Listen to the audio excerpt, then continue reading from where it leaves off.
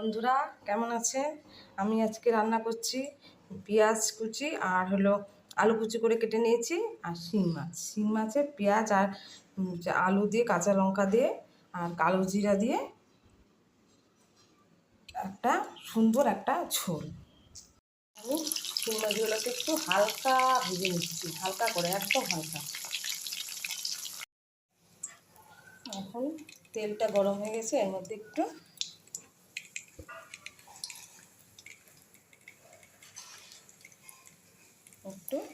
কালো জিরা দিয়েছিলাম।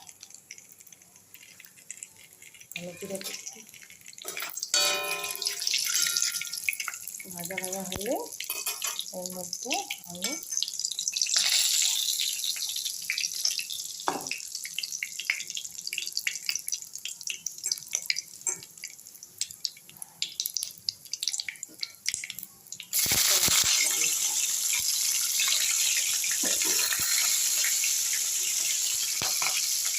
এখন এই আলু আর পেঁয়াজগুলোকে আমি এর মধ্যে দিয়ে দিই।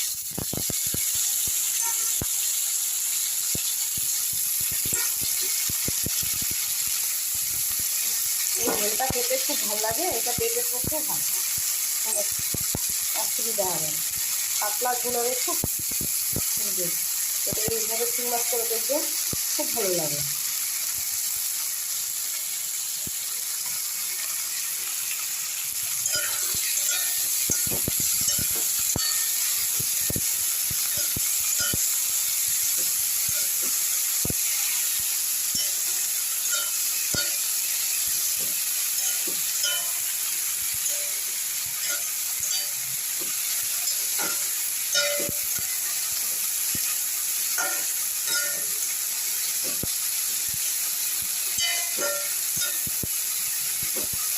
একটু আলু আর পেঁয়াজ করেছে একটু ভেজে নিতে লাগবে।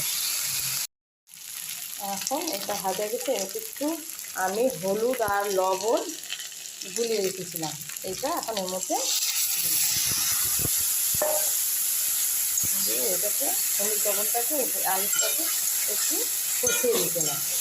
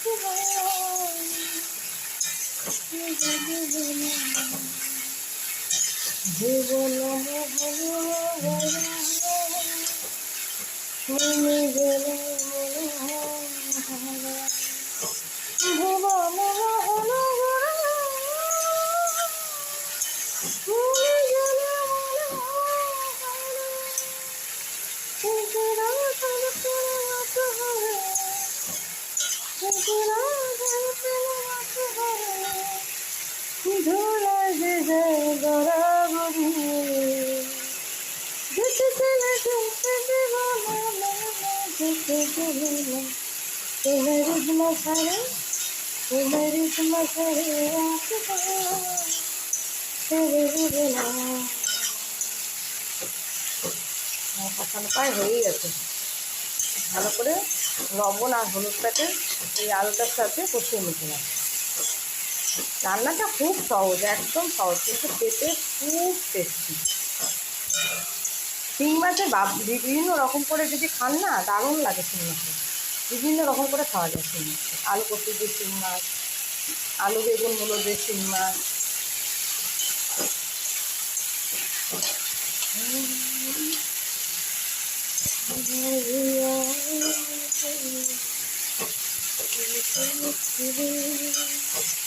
আমার একটা বড় অভ্যাস, রান্না করার সময় আমি গান গাইতে গাইতে রান্না করি।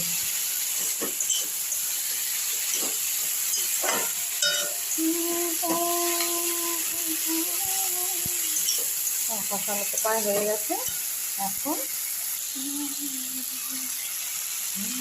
একটু জল দিয়ে দিতে লাগবে।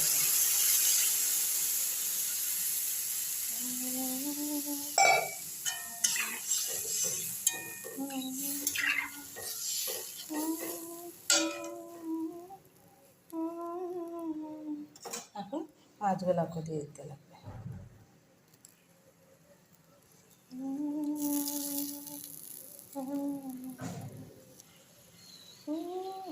মশলাটা দিয়ে দিয়েছি। এখন আস্তে আস্তে গ্যাসটাকে একটু ছোটো করে দিতে লাগবে। গ্যাসটাকে একটু ছোটো করে দিয়ে আস্তে আস্তে এটা সিদ্ধ হতে থাকবে। তারপরে পরিমাণ মতো জল রেখে নামাতে হবে। এবার এই যে শিং মাছের যে ঝোলটা হয়ে গেছে। এখন আমি এটাকে নামিয়ে নেব।